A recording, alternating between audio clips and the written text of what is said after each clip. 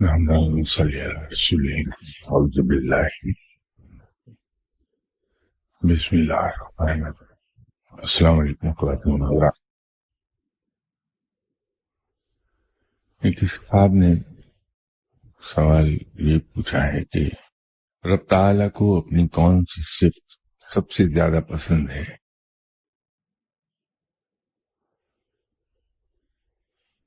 رب کو اپنا رحمان ہونا سب سے زیادہ عزیز ہے، اور یہ وہ صفت ہے جس کا عکس کسی انسان میں نہیں ہے۔ رب تعالیٰ کی اکثر ایٹریبیوٹس، اس کی اکثر صفات کا ایک ہلکا سا عکس انسانوں میں پایا جاتا ہے، لیکن رحمان ہونے کا عکس انسان میں نہیں ہے، اور یہی صفت اس کو اپنی سب سے زیادہ پسند ہے۔ دوسرا سوال صاحب نے پوچھا ہے کہ ایک لیکچر میں سنت الہی کے متعلق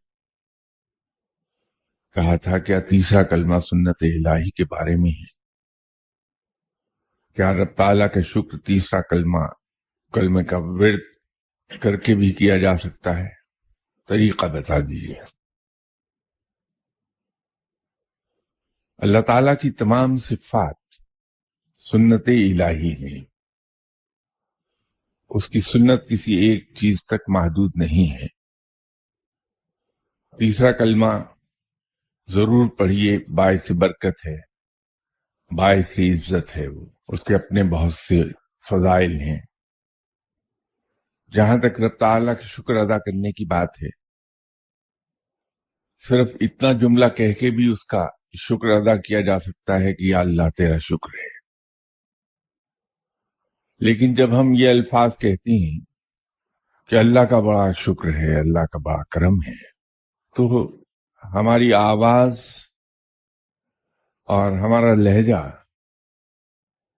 کہیں بین السطور یہ نہ کہہ رہا ہو کہ اللہ کا بڑا شکر ہے لیکن کاہے کا دیا کیا ہے۔ ہم میں سے اکثر لوگ جب یہ کہتے ہیں کہ اللہ کا بڑا شکر ہے، آپ کسی سے پوچھئے کہ کیا حال ہے، تو جو اللہ کا شکر ہے جی، لیکن اس کے پیچھے کہیں بین السطور یہ آواز آ رہی ہوتی ہے کہ کاہے کا دیا کیا ہے۔ اللہ کا جب آدمی شکر دل سے ادا کرتا ہے، اس کے لہجے میں اور اس کے الفاظ میں ایک عجیب طرح کی عاجزی اور ایک زور ہوتا ہے، جس سے اندازہ ہو جاتا ہے کہ یہ بندہ دل سے اللہ کا شکر ادا کر رہا ہے۔ تو یہ جملہ کہہ کے بھی اس کا شکر ادا ہو جاتا ہے کہ یا اللہ تیرا شکر ہے۔ اللہ کے حضور سجدہ ریز ہو کے بھی اس کا شکر ادا ہو جاتا ہے کہ آدمی اس کے سامنے اس لیے جھک جائے کہ وہ میرا خالق ہے، وہ میرا آقا ہے، وہ میرا محسن ہے، وہ میرا پالنے والا ہے، اور یہ اس کا حق ہے کہ میں اس کے سامنے سجدہ کروں۔ تو یہ جذبہ بذات خود ادائیگی شکر کا باعث بن جائے گا۔ وہ سجدہ بذات خود شکر کا ایک انداز ہو جائے گا۔ لیکن میں یہ سمجھتا ہوں کہ شکر کا سب سے اچھا انداز وہ ہے جہاں انسان اپنی عزیز ترین چیز دوسرے شخص کے حوالے بڑی خوشی سے کر دیتا ہے، یہ سوچ کے کہ یہ اسی رب کا بندہ ہے جس کا میں۔ اور جب کوئی چیز کسی کو دے رہا ہوتا ہے تو اس کے دل میں نہ تو یہ خیال ہوتا ہے کہ میں کسی کے کام آ رہا ہوں، نہ اس کے دل میں یہ خیال ہوتا ہے کہ میں کسی کی ضرورت پوری کر رہا ہوں، نہ اس کے دل میں یہ خیال ہوتا ہے کہ میں کوئی نیک کام کر رہا ہوں۔ وہ صرف یہ سوچ کر کہ جو کچھ میرے پاس ہے وہ میرا نہیں، میرے رب کا عطا کردہ ہے، اور یہ انسان جس نے میرے سامنے اپنی ضرورت بیان نہیں کی، لیکن میرا اندازہ ہے کہ یہ چیز اسے چاہیے، تو آدمی نہایت عاجزی اور انکساری کے ساتھ وہ چیز اسے دے دے. یہ میرے نزدیک شکر گزاری کا ایک بہتر انداز ہے. اور اس سے بھی اگر اگلے مقام پر آدمی جانا چاہے تو آدمی اپنی عزیز ترین چیز، اپنی خون پسینے کی کمائی اللہ کے ان بندوں پر خرچ کر دے جن کے بارے میں گمان یہ ہے کہ یہ میرے دوست نہیں.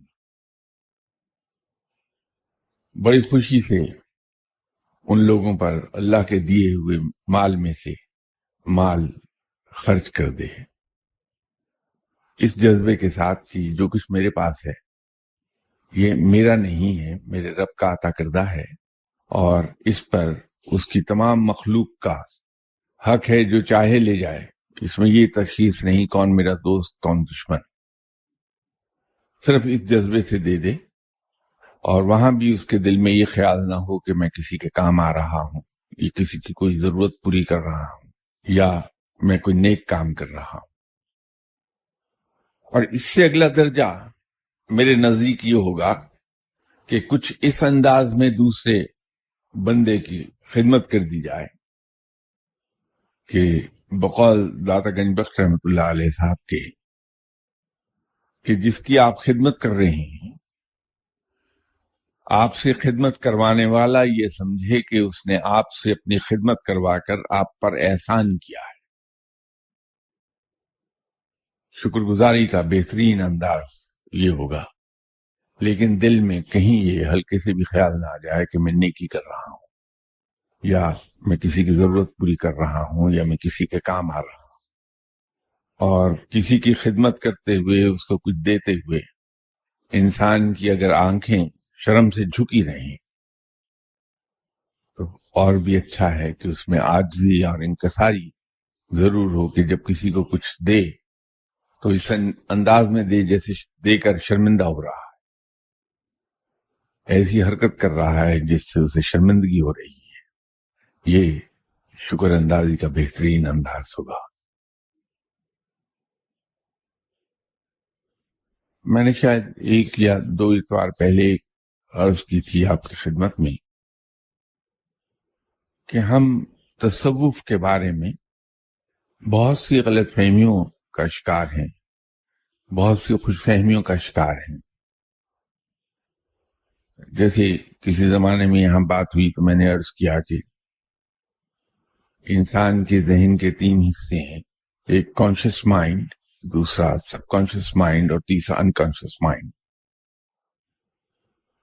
جو کچھ ہم قصے کہانیاں بچپن سے پڑھتے آئے یا سنتے آئے، اس سے ہمارے ذہن میں تصوف کا ایک ہی تصور ہے، اور وہ یہ ہے کہ انسان اس کے ذریعے سے مافوق الفطرت چیزوں کا مالک ہو جاتا ہے، مافوق الفطرت قوتوں کا مالک بن جاتا ہے.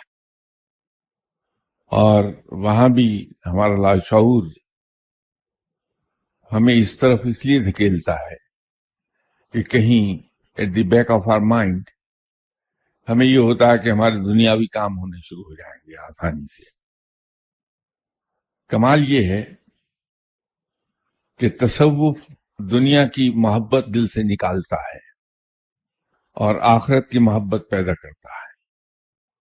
اس آخرت کی محبت کے ذریعے سے انسان کے اعمال ایسے ہو جاتے ہیں کہ جن کا اجر آخرت میں ملے گا، اور اس کے نتیجے میں ہماری اخروی زندگی بہتر ہو جائے گی. لیکن ہم تصوف کے بارے میں قرید میں لگے رہتے ہیں کہ اس میں وہ چیزیں ہمیں مل جائیں جن سے ہمارے اندر وہ قوتیں بیدار ہو جائیں جو دوسروں کے پاس نہیں ہیں، اور ان کے ذریعے ہمارے کام ہونے شروع ہو جائیں. بالکل اسی طرح جیسے رب تعالی نے قرآن پاک ہماری ہدایت کے لیے اتارا تھا کہ کائنات میں بسنے والے تمام انسان اس سے ہدایت پا جائیں. اور انسان ہدایت پاتا ہی ایک صورت میں ہے کہ جب اس کے دل سے دنیا کی محبت نکل جائے. جب تک انسان کے دل میں دنیا بستی ہے، اس کے اعمال ایسے نہیں ہوتے جس سے آخرت بہتر ہو جائے. تو ہم نے قرآن پاک جو ہمیں ہمارے دل سے دنیا کی محبت نکالنے کے لیے آیا تھا اور آخرت کی محبت پیدا کرنے کے لیے آیا، خوف خدا پیدا کرنے کے لیے اتارا گیا، ہم اس کو دنیاوی کاموں کے حصول کا ذریعہ بناتے ہیں کہ اس کی فلاں آیت پڑھ لی جائے یہ کام ہو جائے گا، فلاں سورت پڑھ لی جائے یہ کام ہو جائے گا، فلاں کر لیا جائے یہ ہو جائے گا. تو اس کو بھی دنیا کے حصول کا ذریعہ بنا لیا ہم نے رفتہ رفتہ. بالکل اسی طرح تصوف کے ساتھ یہی سلوک ہم کر گزرے ہیں. تصوف کے بارے میں جتنے بھی سوالات آتے ہیں وہ سب ایک ہی طرف ڈائریکٹڈ ہوتے ہیں. موکل کیا ہے، جن سے کام لیا جا سکتا ہے یا نہیں لیا جا سکتا، کشف کے ذریعے کل کی خبر مل سکتی ہے یا نہیں ملتی، ہمزاد کیا ہے، اس کو حاصل کیسے کیا جا سکتا ہے، اس میں اعظم حاصل کر کے اس سے کیا کیا کام لیے جا سکتے ہیں. یہ تمام میرے اپنے بھی تمام سوال ادھر ہی ڈائریکٹڈ ہوتے ہیں. ابھی آپ مجھ سے اگر ایک سوال کر لیں کہ شاہ صاحب دنیا کو رب کس درجے تک پسند کرتا ہے، تو آپ دیکھیے ابھی میں انتہائی خوبصورت گفتگو آپ کے سامنے شروع کر دوں گا کہ اللہ کے نزدیک سب سے حقیر ترین اگر کوئی چیز ہے تو یہ دنیاوی مال و زر اور دنیاوی آرام و آسائش ہے. اور میں فوری طور پر آپ کو یہ کہہ دوں گا کہ آپ اللہ تعالی کی نظر میں دنیا کے لیے جو حقارت ہے، جتنا حقیر اس کو سمجھتا ہے، اس کا اندازہ اس بات سے لگا لیجئے کہ آپ صلی اللہ علیہ وسلم ایک روز مدینہ سے باہر تشریف لے گئے تھے، واپس آئے تو اس زمانے میں چونکہ آپ صلی اللہ علیہ وسلم کی رہائش مسجد نبوی صلی اللہ علیہ وسلم کے ساتھ تھی اور مدینے میں آسان داخلہ مسجد نبی صلی اللہ علیہ وسلم کے لیے قبرستان میں سے ہو کے آتا تھا، جنت البقیع میں سے. آپ صلی اللہ علیہ وسلم جب قبرستان میں داخل ہو رہے تھے تو وہاں ایک بکری مری ہوئی پڑی دکھائی دی اور اس کے جسم میں کیڑے چل رہے تھے. تو آپ صلی اللہ علیہ وسلم نے وہاں کھڑے ہو کر صحابہ سے فرمایا کہ تم میں سے کون اس بکری کو خریدے گا؟ تو صحابہ نے عرض کیا کہ یا رسول اللہ صلی اللہ علیہ وسلم، اس بکری یہ تو مردہ بکری ہے اور اس کے جسم میں کیڑے چل رہے ہیں اور اس سے شدید اسمیل اٹھ رہی ہے، اسے کون لے گا؟ تو فرمایا تو پھر سن لو کہ اللہ کے نزدیک اس دنیا کی حقیقت اس مری ہوئی کیڑے چلتے ہوئے بکری کے کھال کے ایک بال سے بھی کم ہے. میں ایسی خوبصورت باتیں آپ کے سامنے کر دوں گا، لیکن میرے اپنے دل میں صرف دنیا ہی بسی ہے. میں اسی جستجو میں رہوں گا کہ مجھے کوئی اس میں اعظم حاصل ہو جائے کہ میں اس کو استعمال کر لوں اور اس سے میرے سارے کام دنیا کے ہو جایا کریں. کوئی صاحب مجھے کوئی موکل دے دیں یا کسی پڑھائی کے ذریعے میں موکل حاصل کر لوں کہ میں سارا دن بیٹھا اس سے اپنے کام کرواتا رہوں. یہ تصوف حصول دنیا کے لیے نہیں ہے، دنیا سے دور بھاگنے کے لیے ہے. یہ دلوں سے مال و زر کی، آرام و آسائش کی اور تمام حرص دنیا کو نکالنے کے لیے کام آتا ہے. وہ تصوف ہی نہیں ہے جو دل سے حرص دنیا نہ نکال دے. یہ ایک سوال کسی صاحب نے پوچھا ہے. پہلا سوال تو ان کا ایسا ہے کہ خاصا وضاحت طلب ہے کہ روح اثر سے کیا مراد ہے. یہ کسی وقت اگر یاد رہ گیا تو میں انشاءاللہ تعالی اس پہ کوشش کروں گا گفتگو ہو جائے. دوسرا سوال انہی صاحب کا ہے کہ ہمزاد کیا ہوتا ہے. مختلف ٹرمنالوجیز استعمال ہوئی ہیں تصوف میں اور اس میں سے کچھ انفلوئنسڈ ہیں ہندو اسپرچویلٹی سے. در حقیقت یہ ہمزاد بڑا وسیع المعنی لفظ ہے. اس کو ہم یہ بھی کہہ سکتے ہیں کہ یہ انسانی روح کا نام ہے. جو جسم میں اس کی روح ہے اس کو ہمزاد کہہ دیتے ہیں عملیات کے حضرات. کہ انسان جب عبادات کرتے ہوئے اور نیکی کے راستے پہ چلتے چلتے ایسے مقام پر آتا ہے کہ جہاں اس کا بایولوجیکل سسٹم اندر اتنا پاورفل ہو جاتا ہے کہ وہ اس کے ذریعے سے کام لینے لگتا ہے. جس طرح سے اکثر آپ کبھی آزمائیے اس بات کو کہ سوتے وقت اگر آپ 4 بجے اٹھنا چاہتے ہیں صبح، تو اپنے آپ کو مخاطب کر کے یہ کہیے کہ مجھے صبح 4 بجے جگا دینا. ٹھیک 4 بجنے میں 2-3 منٹ پر آنکھ کھل جائے گی انسان کی. سائنس اس کو بایولوجیکل کلاک کہتی ہے کہ یہ انسانی جسم میں بایولوجیکل کلاک ہے. اگر انسان پازیٹیو تھنکنگ کا ہے، اس کے اندر پازیٹیو قوتیں زیادہ ہیں، تو اگر وہ نہ بھی کہے اپنے آپ سے، کار آپ چلا رہے ہیں، دھیان آپ کا کسی اور طرف ہے، تو جہاں کوئی سامنے رکاوٹ آئی یا کوئی آدمی گاڑی کے سامنے آ رہا ہے، تو اس سے کافی دور ہی آپ کی توجہ ایک دم سڑک پر جائے گی، مبذول ہو جائے گی. کوئی ہمارا عزیز ہزاروں میل دور بیٹھا تکلیف میں ہے، تو یہاں پہ ہمیں ایک نامعلوم سی گھبراہٹ شروع ہو جائے گی کہ کوئی بڑا واقعہ ہونے والا ہے، کچھ گڑبڑ ہونے والی ہے. لیکن اگر یہی چیز انسان کی ڈیولپ ہوئی بھی ہو تو کلیئرلی پتہ چل جاتا ہے کہ فلاں آدمی مشکل میں ہے اس وقت. یہ انسان کے اندر جو ہے اسے ہمزاد کا نام دے دیا. تصوف میں ایک مقام آتا ہے جہاں انسان کی روح خود اپنے ہی جسم کو دیکھ رہی ہوتی ہے. انسان اپنے آپ کو دیکھتا ہے بڑے اطمینان سے. اس کو کچھ لوگ کہہ دیتے ہیں کہ ہمزاد ہے. روحانیت میں یہ کہا جاتا ہے کہ انسان کا ایک جسم مثالی ہے، جیسے یہ جسم خاکی ہے اسی طرح جسم مثالی ہے، اور جیسے ہمارے اعمال ہیں اسی کے مطابق وہ کمزور ہوتا ہے یا توانا ہوتا ہے. جیسے ہم عبادات کرتے ہیں اسی کے حساب سے وہ کمزور ہوتا ہے یا توانا ہوتا ہے. کچھ لوگ اس کو ہمزاد کہہ دیتے ہیں. ہے یہ انسان کا، جیسے سائنس کی زبان میں نے آپ سے کہا کہ اس کا یہ جو کلاک کی میں نے مثال دی کہ بایولوجیکل کلاک اندر ہے، اسی طرح اور بایولوجیکل سسٹم اس کو ہم کہہ سکتے ہیں. سائنس اس کو بایولوجیکل سسٹم کا نام دیتی ہے، سائیکالوجی اس کو چھٹی حص کا نام دیتی ہے. یہ اس کو کچھ بھی کہہ لیجئے، وہ انسان کے اپنے اندر مخفی قوتیں جو، یا یوں کہیے کہ سوتی ہوئی قوتیں ہیں، جب ہم انہیں جگا لیتے ہیں مختلف عبادات کے ذریعے سے، نیکی کی راہ سے، پازیٹیو تھنکنگ کی راہ سے، وہ بیدار ہوتی ہیں وہ قوتیں، تو لوگ اس کو ہمزاد کا نام دے دیتے ہیں. ہے وہ انسان کے اپنے اندر ہی کی قوتیں ساری، لیکن وہ بیدار ہو جاتی ہیں. اس کو نام آپ ہمزاد کا دے دیجئے، کچھ کر لیجئے، وہ ہے سب کچھ اپنے اندر ہی انسان کے. اور وہ بیدار اسی صورت میں ہوتی ہے جب انسان to start with positive thinking کی طرف چلا جاتا ہے.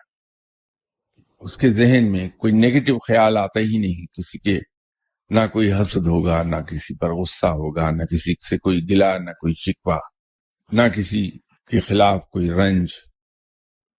دل آئینے کی طرح چمکتا رہتا ہے انسان کا. نہ اس میں حرص دنیا ہے، نہ حرص کلام ہے، نہ حرص توام ہے، نہ مال کو جمع کرنے کی حرص ہے، نہ اچھا کہلانے کی حرص ہے. وہ تو صرف ایک بات جانتا ہے کہ میں برا ہوں، دوسرے سب اچھی ہیں، میں سیاہکار ہوں، دوسرے سب نیک ہیں، ہر آدمی مجھ سے سپیریئر ہے، اور اس واسطے سے وہ قابل احترام ہے. انسان سب کی عزت کرتا ہے، سب کا احترام کرتا ہے، کیونکہ عزت کر رہا ہے تو متواضع ہو جاتا ہے. کیونکہ دوسروں کو اچھا سمجھ کے ان سے پیار کرتا ہے تو ہر ایک کی خدمت کے لیے ہر وقت کمر بستہ رہتا ہے. تو یہ پازیٹیو تھنکنگ کے نتیجے میں یہ چینجز انسان میں آ جاتی ہیں. کسی کی غلطی پر گرفت نہیں کرتا، کسی کی غلطی جتا کر اسے شرمندہ نہیں کرتا، بلکہ وہ ایک جملہ میں اپنے ماتحتوں سے کہا کرتا ہوں اکثر کہ don't point out the mistakes, correct them.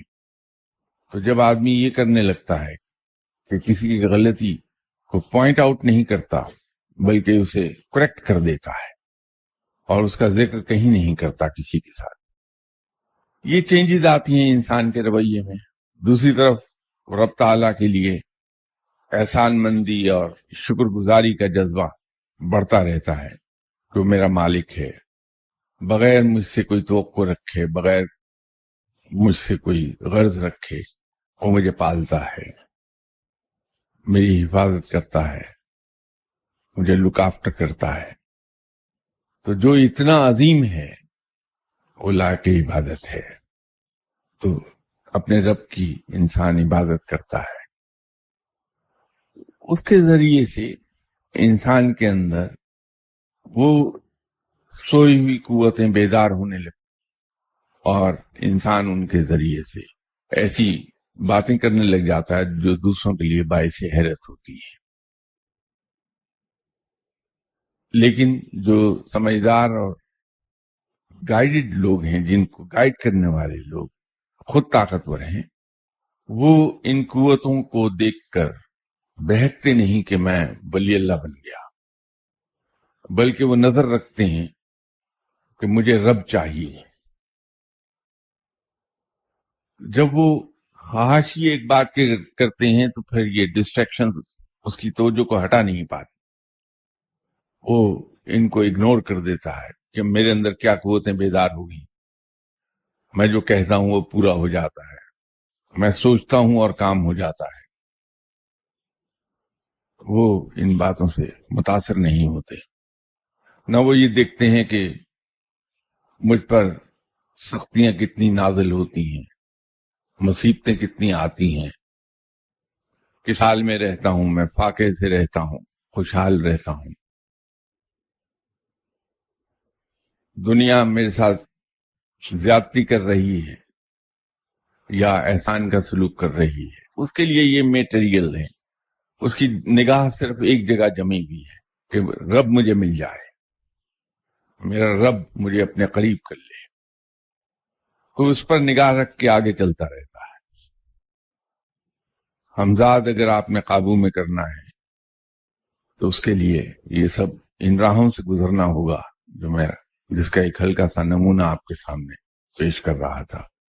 سب سے پہلے اپنے اندر تبدیلی لانی پڑتی ہے، اور میں اکثر بہت سے سادہ لوگ جو خود بہت معصوم اور اچھے لوگ ہیں، وہ میرے بارے میں دھوکہ کھا جاتے ہیں کہ شاید یہ کوئی نیک آدمی ہے یا کوئی علم رکھنے والا آدمی ہے، تو وہ بیچارے اس دھوکے کے مارے مجھ سے یہ سوال پوچھتے ہیں کہ صاحب ولایت کی طرف چلنے کا کوئی راستہ بتائیے، اس پہ پہلا قدم بتا دیں۔ تو میں ان سے یہی ایک گزارش کیا کرتا ہوں کہ صاحب پہلا کام تو یہ کر لیجئے کہ کوئی شخص آپ سے کتنی ہی دشمنی کر لے، آپ کی جڑیں کاٹے، آپ کو نقصان دے رہا ہو، آپ کی توہین کرتا رہے، آپ سے کبھی برا نہ سمجھیے۔ دوسرے قدم پر یہ سمجھیے کہ ساری دنیا مجھ سے بہتر ہے، بہتر لوگ ہیں، بہتر انسان ہیں، رادر بہتر آدمی ہیں، یہ نیک ہیں، برا میں ہوں، اور میں دوسروں سے حقیر ہوں۔ یہ اگلا قدم ہے۔ اس سے اگلا قدم یہ اٹھا لے انسان کہ میرا کسی پر کوئی حق نہیں، لیکن دوسروں کے سب کے حقوق مجھ پر ہیں اور میں نے وہ حقوق ادا کرنے ہیں۔ تو جب انسان یہ سمجھ لے کہ اس کا کوئی کسی پر کچھ حق نہیں تو وہ توقع نہیں کرتا، وہ کسی سے کچھ مانگتا نہیں ہے، اور خوف خدا کے تحت جب اس کو یہ یاد رہتا ہے کہ دوسروں سب کے میرے اوپر حقوق ہیں، میں نے ان کے حقوق ادا کرنے ہیں، تو ان کے حقوق ادا کرتا ہے، قربانی کر کے بھی ادا کرتا ہے۔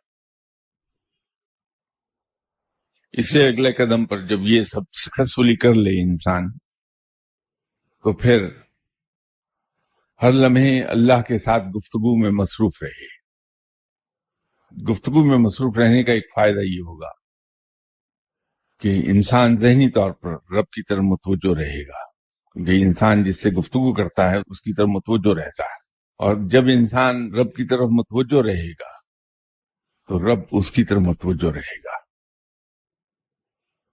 और इनायात की बारिश शुरू हो जाएगी। लेकिन इस सिलसिले में एक बात याद रखिए कि कहना बहुत आसान है, लेकिन पहले ही मौके पर पहले ही कदम उठाते हुए इंसान को झटके लगते हैं बेपनाह, और हर लम्हे इंसान को याद रखना पड़ता है कि नहीं, ये शख्स मुझे जैसा समझता है शायद मैं वैसा ही हूं, ये शख्स जो मुझे गाली दे के गया है यकीन इसमें कसूर मेरा है, इसका कोई कसूर नहीं। खासा दुश्वार काम है। तो फिर जब रब मिल जाता है, उसका कुर्ब हासिल हो जाता है, तो ये कायनात आप ही की है। फिर इंसान के कहे से पहाड़ भी अपनी जगह छोड़कर दूसरी जगह शिफ्ट हो जाता है। तो इन किस्सों से निकल आइए, इसमें कुछ नहीं रखा। इन साहब ने तीसरा सवाल ये पूछा है कि आजकल अक्सर कंपनीज अपने कस्टमर के लिए इनाम का ऐलान करती हैं। कुछ कंपनी तो उम्रे का पैकेज भी देती हैं, और कुछ मोबाइल कंपनियां आजकल नकद पैसों की सूरत में इनाम देती हैं। क्या ये इनाम ठीक है? जिस शख्स का इस तरह उम्रा या कोई और इनाम निकले हुए इस इनाम की रकम इस्तेमाल कर सकता है? मैं अक्सर बेशतर अपनी कमाईगी का एतराफ आप हजरात के सामने करता रहता हूं। मैं इस तरह के फतवे देने का मुजाज नहीं हूं। फतवा कोई मुफ्ती ही दे सकता है, और मैं मुफ्ती नहीं। मुफ्ती होने के लिए जो शराइत और जो इल्म का मकाम चाहिए, मैं शायद उससे 100-200 साल पीछे हूं अभी। इसलिए ये फतवे तो मैं नहीं दे सकता। लेकिन मेरी अपनी जाती राय ये है कि हर वो चीज जिसमें लॉटरी इन्वॉल्व हो जाए वो इस्लाम में जायज नहीं है। ये मेरी राय है, फतवा नहीं। इसमें कोई मुफ्ती साहब भी फतवा दे पाएंगे।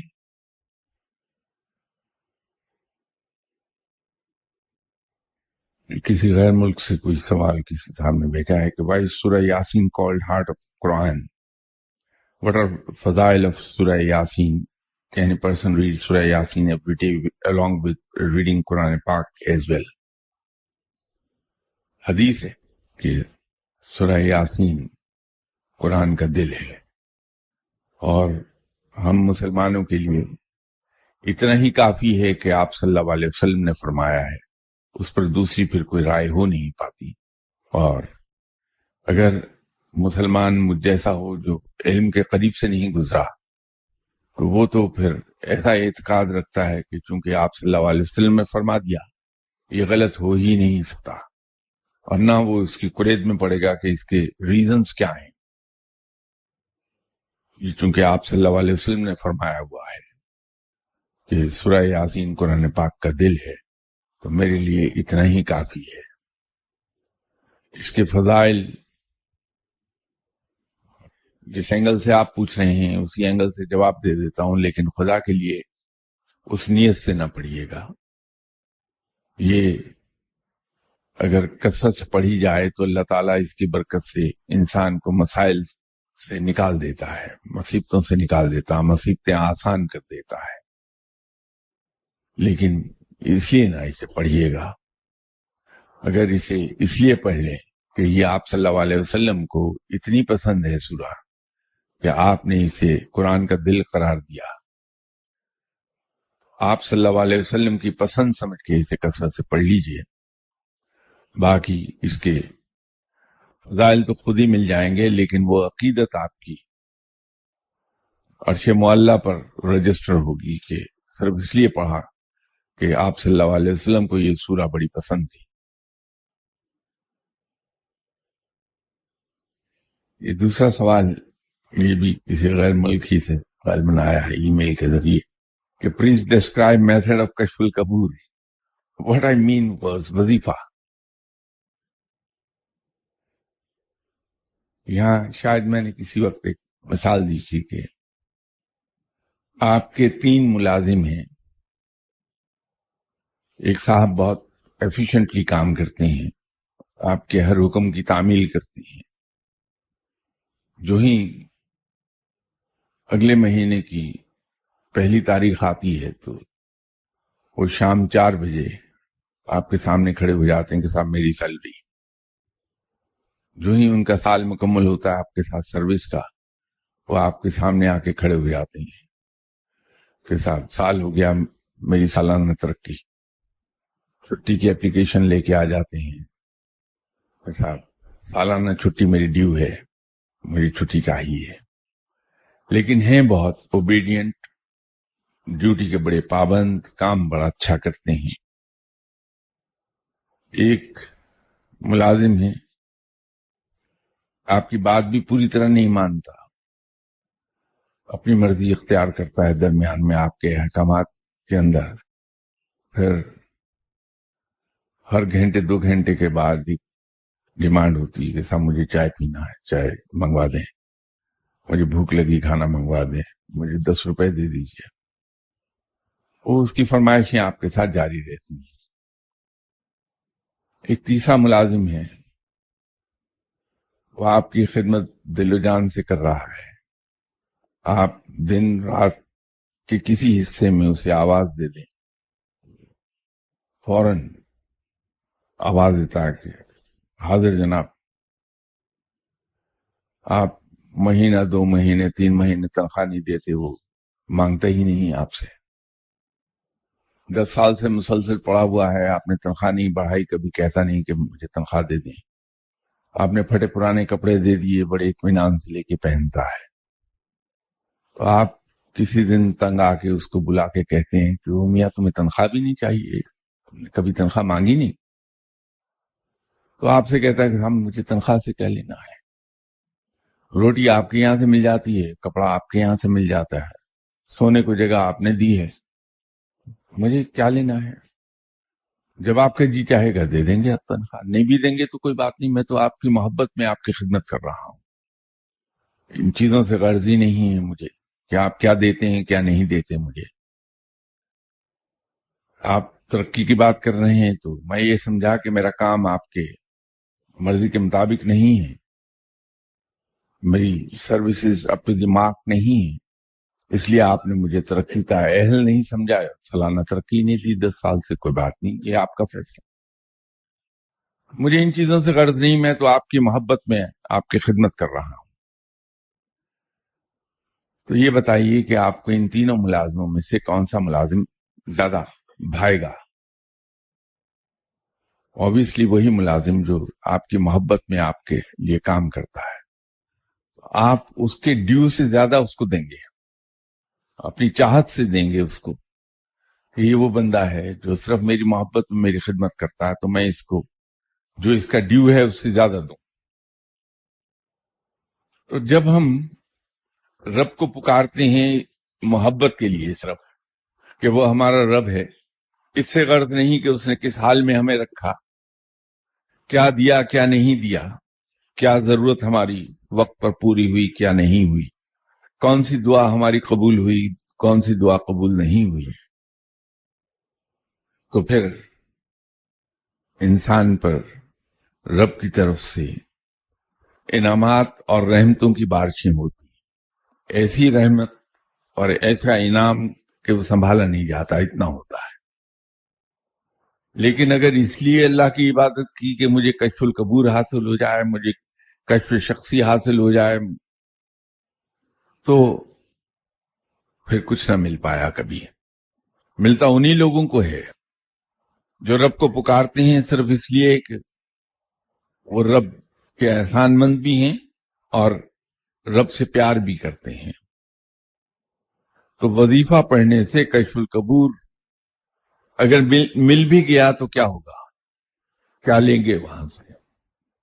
क्योंकि اگر کسی شخص کو کشف القبور حاصل ہو جائے اور وہ حضرت پیران پیر غوث الاعظم دستگیر جیسے بلند مقام ولی اللہ یا حضرت بایزید بستامی رحمۃ اللہ علیہ جیسے ولی اللہ کے مزار پہ جا کے وہاں کھڑے ہو جائیں اور ملاقات ہو جائے ان حضرات سے، تو ملے گا کیا؟ کیونکہ وہ تو من کو دیکھتے ہیں، تن کو تو دیکھتے ہی نہیں. تو اگر من میلا ہے میرے جیسا تو کیا دیں گے وہ؟ اور اگر دے بھی دیں تو وہ اثر کہاں کرے گا، سنبھال کہاں پائے گا کوئی؟ جھولی ہی چھید دار ہے تو ان کی عطا اس میں ٹھہرے گی کہاں، ان چھیدوں کے ذریعے سے نکل جائے گی. امپورٹنٹ یہ نہیں ہے کہ کشف القبور حاصل ہو جائے کسی کو یا اوور آل کشف حاصل ہو جائے، اس سے کیا ہوگا؟ یہ کام تو ہو سکتا ہے کہ دکانداری سج جائے گی، لیکن وہ بھی تھوڑے عرصے کے لیے، پھر اصلیت کھل کے سامنے آ جاتی ہے. میری گزارش تو یہ ہوگی آپ کی خدمت میں کہ بھائی ان باتوں کا خیال چھوڑ دیجئے کہ کیا کشف القبور اور کیا کرامات، کیا وظائف اور کیا چیزیں. ایک بات پہ نظر رکھ لیجئے کہ رب مجھے اپنا بنا لے، اسی میں سب کچھ آ جائے گا.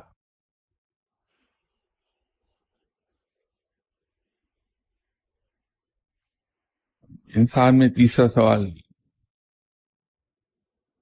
کوئی صاحب ہیں جو پوچھ رہے ہیں، افسوس کہ ان کا نام نہیں لکھا، کیونکہ اگر ان کا نام میرے سامنے ہو تو میں شاید کوئی زیادہ بہتر بات کر سکوں. میں نے پوچھا I want to recite سورہ Taha to build up my confidence level. Please tell me its process. میں اس طرح تو نہیں بتا پاؤں گا، جنرلائز نہیں کر پاؤں گا میں چیزوں کو، لیکن قرآن پاک کی کسی بھی سورہ پڑھنے کا نہ تو کوئی خاص پروسیجر ہے، نہ کوئی اس کا کوئی طریقہ ہے، نہ کچھ. سیدھی سیدھی بات ہے کہ انسان قرآن پاک پڑھتا رہے. جہاں تک میری ناقص معلومات کا تعلق ہے، سورہ طٰہٰ سے سیلف کانفیڈنس بلڈ نہیں ہوتا. سورہ طٰہٰ کو اگر محبت سے پڑھا جائے اور خالصتاً رب کے لیے پڑھا جائے کہ رب کا کلام ہے، تو اس کے انعامات جو ملتے ہیں خاصے بڑے ہیں، لیکن کانفیڈنس بلڈنگ نہیں ہے اس میں. کانفیڈنس بلڈنگ کے لیے میری نظر میں، اور پھر میں عرض کر دوں کہ یہ جنرل سٹیٹمنٹ ہے میری، میں سوال پوچھنے والے صاحب کے لیے ان پرٹیکولر عرض نہیں کر رہا. وہ اگر نام ہوتا میرے سامنے تو میں شاید زیادہ بہتر کوئی چیز بتا پاتا. سورہ بقرہ کا 7واں رکوع اگر پڑھا جائے تہجد کے بعد اور اس کو 7 مرتبہ پڑھیے تو اس سے سیلف کانفیڈنس بہت بہتر ہو جائے گا. سورہ طٰہٰ پڑھنے سے ایک چیز تو آئے گی، اور جو چیز ہمارے پاس پہلے ہی کثرت سے موجود ہے اس کو اور جمع کرنے کا ہمیں فائدہ شاید نہ ہو، وہ ہے کہ جلال بہت آ جائے گا. تو اللہ کا شکر ہے اس میں ہم پہلے ہی سیلف سفیشینٹ ہیں، خود کفیل ہیں غصے میں اور جلال میں، تو وہ مزید اکٹھا کر کے کیا لیں گے؟ اگر کسی طرح سے ہم قرآن پاک کو پڑھیں اور اس سے ہمارے اندر ایک ایسی چیز پیدا ہو جائے جو آپ صلی اللہ علیہ وسلم کی جو صفات مبارکہ ہیں وہ سبھی بڑی عظیم اور بلند ہیں. آپ صلی اللہ علیہ وسلم اللہ کے بعد سب سے اعلیٰ اخلاق حمیدہ کے مالک ہیں، لیکن اتنی اعلیٰ درجے کی اخلاق اور عادات کے ساتھ بھی آپ صلی اللہ علیہ وسلم میں اف اور درگزر بہت زیادہ ہے. اس کو نمایاں حیثیت حاصل ہے آپ صلی اللہ علیہ وسلم کی اخلاق و عادات حمیدہ میں. تو قرآن پاک کے پڑھنے سے اگر ہمارے اندر یا کم سے کم میرے اندر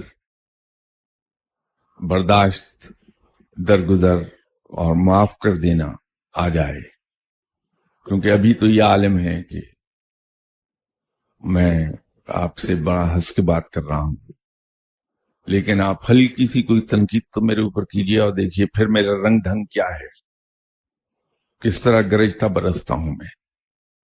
تو اگر اپنی ذات پر تنقید برداشت کرنا آ جائے مجھے، نہ صرف اس کو میں خوش دلی سے ود اے اسمائلنگ فیس برداشت کروں، بلکہ تنقید کو قبول بھی کر لوں اور اس میں سے سبق حاصل کر کے اپنے آپ کو کریکٹ کر لوں، تو یہ بڑی بات ہو جائے گی۔